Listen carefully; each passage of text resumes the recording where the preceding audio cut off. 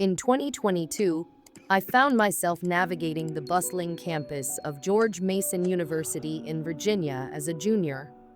It was a pivotal time in my life, and after 3 years of hard work, I finally graduated last spring with a degree in musical theater.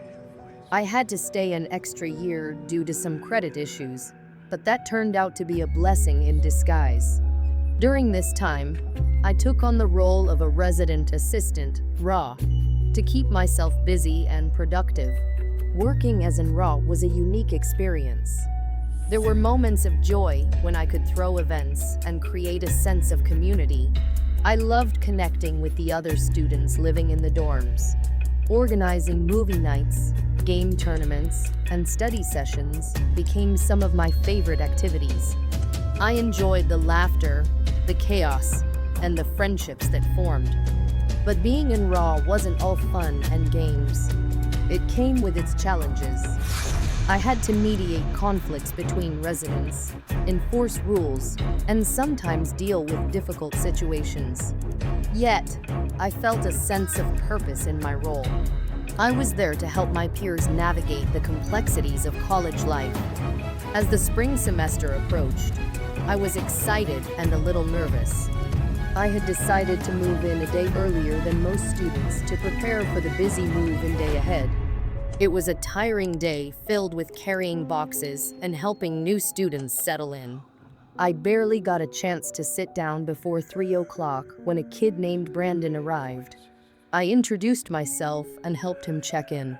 As he moved into his new room, I couldn't shake the feeling that something was a bit off. Brandon seemed socially awkward. I assumed he might be on the autism spectrum, but that didn't bother me too much. I had met many unique individuals in my college journey, and I had learned to appreciate everyone's quirks. Once I got him settled, I returned to helping others move in. The dorms buzzed with energy as new students chatted and shared their excitement. As I watched everyone settle in, I couldn't help but feel a sense of hope. This was a new beginning for them, just as it had been for me. The weeks rolled on, and March arrived. I was having a fantastic semester. I landed the lead role in a play I had auditioned for, made a lot of new friends, and my grades were soaring. We rehearsed every day, and I poured my heart into the role. One day, a band joined our rehearsal sessions, which added a new dynamic. I was excited to see so many talented musicians coming together. As the band set up, I scanned the room and was shocked to see Brandon among them. He was the drummer. At first, I was surprised, but then I realized I should have seen it coming. He had a passion for music that I hadn't known about. As we practiced together, I couldn't shake the feeling that he was watching me more than usual. His gaze lingered on me, making me feel uneasy. I pretended not to notice, thinking he might have a crush on me or something. Despite his intense stares, I focused on my rehearsals and cherished the friendships I was forming. We worked hard for a month and a half, pouring our souls into the performance. The anticipation built as opening night approached. Finally, the night of the show arrived. I was nervous but excited. We had poured so much effort into this production, and I couldn't wait to share it with the audience. As the lights dimmed and the curtain rose, I felt a rush of adrenaline. The performance went off without a hitch, and the audience responded with enthusiasm. When the final curtain fell, I felt an overwhelming sense of relief and accomplishment. We had done it. The cast celebrated backstage, and for a moment, all my worries faded away. I had finally finished the play, and now I had some free time to enjoy.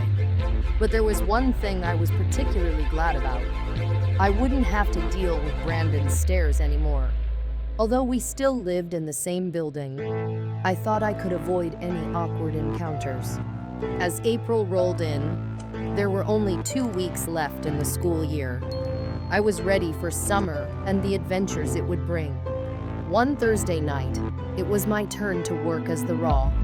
I settled into my usual spot, ready for a quiet evening. For the first hour, Everything was calm. I was scrolling through Instagram, enjoying a brief moment of peace. But then, I heard footsteps approaching. When I looked up, my heart dropped. There, standing before me, was Brandon.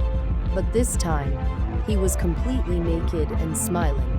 I couldn't believe my eyes. I was frozen in shock. My first instinct was to text my friends about what I was witnessing. "You will not believe what's happening right now." I frantically typed into our group chat, trying to process the scene before me. Just then, I heard another pair of footsteps. It was Steven, Brandon's roommate, rushing towards us. He looked panicked as he begged me not to call the resident hall director. I was so confused. Why was this happening? Steven quickly grabbed Brandon and dragged him back into their room, disappearing from view. Still reeling from what I had just seen, I decided to take a short walk to clear my mind. I couldn't wrap my head around the fact that this had happened in my dorm. I remembered Steven's plea, and against my better judgment, I didn't call the hall director. Saturday arrived, and Brandon was moving out. I had to keep my composure for my job, even though my mind was racing with what had happened. As I helped him move his belongings, I felt a mix of relief and confusion. I had so many questions, but I knew I couldn't ask him directly. When Brandon's dad arrived to help him move, I felt a surge of anxiety. Should I tell him what his son had done? It felt like a moral obligation. I decided to take a deep breath and share my experience with him. At first, I was completely shocked by Brandon's dad's reaction. Instead of getting angry, he calmly told me that Brandon had autism and wasn't a threat to anyone. My heart sank at his words.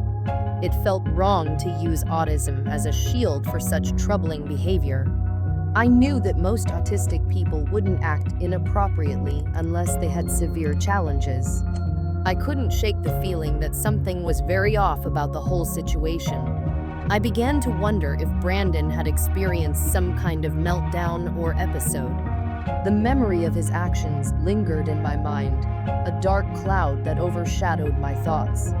After our conversation, a wave of unease washed over me as I watched Brandon and his dad walk away. Finally, the nightmare was over, and I could take a deep breath again, but the relief was fleeting. I decided to confide in a few close friends about what had happened. I needed to talk about the incident and process everything swirling in my mind. It felt like an overwhelming burden, and I thought sharing it might lighten the load. But what they told me next completely stunned me. Just 2 weeks earlier, there had been a formal dance, and I had chosen not to attend. Apparently, during that event, Brandon had taken inappropriate pictures under the skirts of several girls, including some of my friends. The news hit me like a punch to the gut. No one knew what had happened until a guy finally revealed it to the girls who had been victimized. I felt sick to my stomach. The thought of Brandon's behavior made my skin crawl. How could someone do something so disgusting? My mind raced with anger, fear, and confusion. I felt angry at Brandon for what he had done, angry at the people who allowed it to happen, and most of all, angry at the world for being so unjust. The realization that I was connected to this situation in such a horrific way left me feeling violated. I never saw Brandon again after that night. Either he left the school or transferred to another campus, but his absence didn't erase the memory of what he had done. The image of him that night haunted me, replaying in my mind every day like a nightmare I couldn't wake up from. I knew I needed help, so I sought therapy to deal with the trauma that had taken root in my life. Going to therapy felt like a significant step for me. I had never thought I would need it, but the weight of what had happened was too much to carry alone. My therapist helped me understand that I wasn't to blame for Brandon's actions. She encouraged me to express my feelings openly and confront the trauma head-on. Each session became a safe haven where I could unload my burdens and explore the tangled emotions that swirled within me. During those sessions, I learned about the effects of trauma on the mind and body. Slowly, I began to regain a sense of control over my life. I still felt a twinge of fear whenever I thought of Brandon, but I was learning how to cope with those feelings. I found comfort in the fact that I was taking steps toward healing, even if the journey was rocky and filled with setbacks. As time passed, I started to heal, piece by piece. I began to focus on my future and the opportunities that lay ahead of me.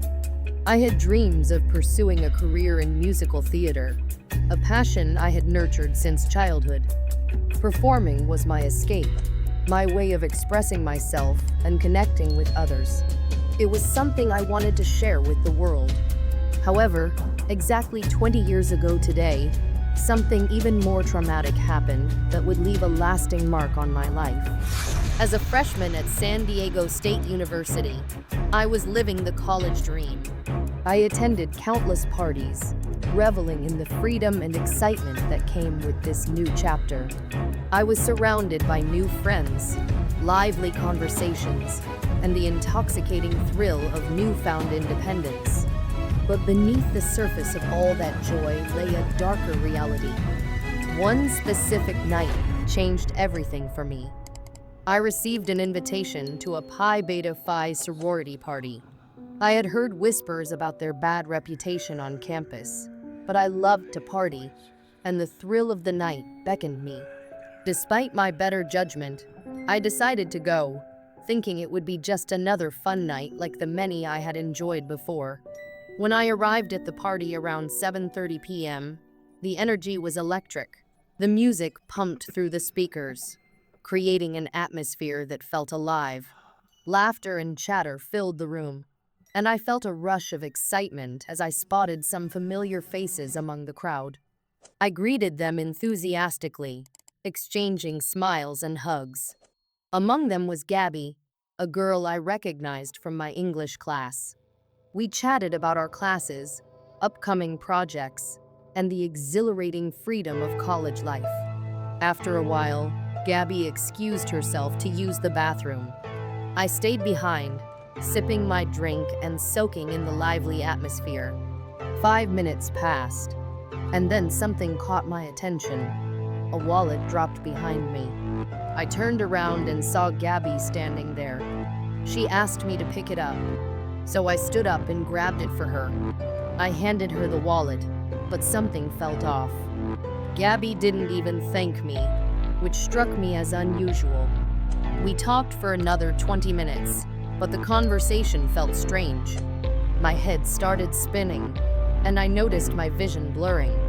Panic set in as I struggled to focus, and before I knew it, everything went black. When I finally woke up, I was in a disorienting haze. The last thing I remembered was talking to Gabby. As I blinked my eyes open, panic surged through me. My jeans and underwear were pulled down, exposing me in a way I never wanted to experience. My heart raced as I tried to make sense of what had happened. Where was I? What had they done to me? The questions flooded my mind, but I could barely process any of them. I felt a cold sweat run down my back as I attempted to stand. The room was empty, and I was alone. I glanced around, desperately trying to piece together the events of the night. My heart raced as I scrambled to gather my clothes. I needed to get out of there, away from this nightmare. I stumbled toward the door, my mind clouded with confusion and fear. As I stepped outside, the bright lights of the party hit me like a slap in the face. I stood on the porch, my heart pounding in my chest. The laughter and music felt like a cruel reminder of what had just happened. I felt violated and vulnerable. The crowd around me continued to party, completely unaware of the horror I had just experienced. The weight of shame and anger washed over me. I wanted to scream, to cry, to tell someone what had happened, but I felt trapped in my own silence. unsure of who to trust or where to turn for help. My mind raced with a whirlwind of emotions, disbelief, fear, and a profound sense of isolation. I felt like I was in a fog, unable to see a way out. In the following days, I struggled to come to terms with what had happened. My friends noticed that something was off. I became distant, my laughter replaced by a heavy silence. The joy I once had for college life began to fade, and I started to avoid parties, isolating myself from the vibrant world I had once loved. Each day felt heavier than the last, and I couldn't shake the feeling of being trapped in my own mind. Eventually, I realized I needed help. I confided in a close friend, sharing the details of that horrifying night. Their reaction was supportive and understanding, which gave me the strength to seek therapy. I knew I had to confront my trauma and find a way to heal. Therapy sessions became a safe space for me to express my feelings. I learned to voice my fears and confront the shame that had held me captive for so long. My therapist helped me understand that what happened to me was not my fault. I was a survivor, and I deserved to reclaim my life. Slowly but surely, I began to rebuild my confidence. I started attending workshops and classes that reignited my passion for theater. Performing became a form of therapy for me, a way to channel my emotions into something beautiful and transformative. As I grew stronger, I made the brave decision to share my story with others. I began writing about my experiences, hoping that my words could reach someone who needed to hear them. I wanted to show others that they weren't alone and that healing was possible. I joined a support group for survivors of sexual assault. Hearing the stories from others resonated with me deeply. We formed a community, sharing our struggles and triumphs, providing support and understanding for one another. Together, we began to heal, each story a step toward empowerment and resilience.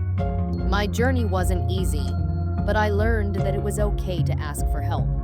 I no longer had to suffer in silence. I had a voice, and I was ready to use it. Fast forward to today, and I've made peace with my past. I've transformed my experiences into art, using my voice to raise awareness about issues that matter. I've shared my story on stage, in workshops, and through my writing. In sharing my experiences, I discovered the power of vulnerability. It takes courage to open up, but it can also create connections that help others heal.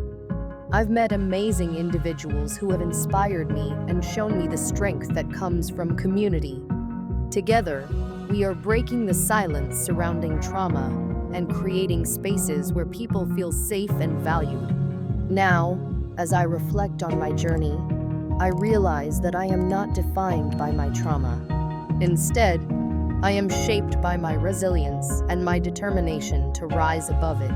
I continue to advocate for survivors and work to create safe spaces for those who have faced similar experiences. I've learned that healing is a lifelong journey, and it's okay to take one step at a time. As I embark on this new chapter of my life, I carry with me the lessons I've learned along the way. I've faced darkness, but I've also discovered the light that comes from healing and hope. My past is a part of me, but it no longer controls my future.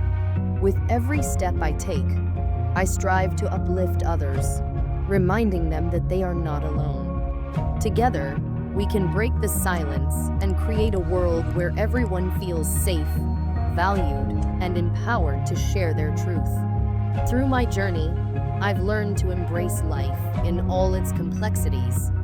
I've come to understand that trauma doesn't have to define my narrative. Instead, it can be a catalyst for growth, connection, and transformation. I've found solace in my art and in the relationships I've built along the way.